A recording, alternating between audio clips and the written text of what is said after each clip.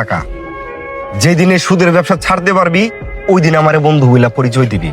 আজকের পর থেকে তোর সাথে আমার আর কোনো সম্পর্ক নাই। আমার নামাজের সময় হয়েছে, আমি নামাজে গেলাম।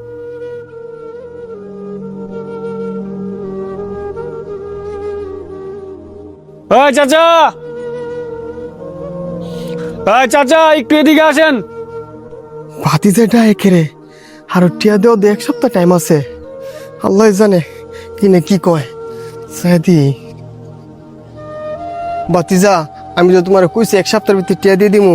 চাচা, আমি আপনার কাছ থেকে টাকা নেওয়ার জন্য একটা ডাক দিই নাই। আমি আপনাদের সাথে অনেক অন্যায় করছি, অনেক অপরাধ করছি। আমি এখন থেকে সুদের ব্যবসা ছাইরা দিছি। লাভের টাকা, সুদের টাকা, 1 টাকা আপনার আর দেওয়া লাগবে না আমাকে। আমার জন্য দোয়া করেন। এই রমজান মাসে রুসিলাই করে রইল, আমারে ক্ষমা করে দিয়েন চাচা। আল্লাহ, তোমার দরবারে আমি লাখো কোটি শুক্রিয়া এই রমজান মাসে আমার গার থেকে এত বড় একটা পূজা নামায় দেওয়ার জন্য। চাচা, রমজান মাসে রুসিলাই আপনি আমাকে মাফ করে দিয়েন। আর যদি কোনো সময় কোনো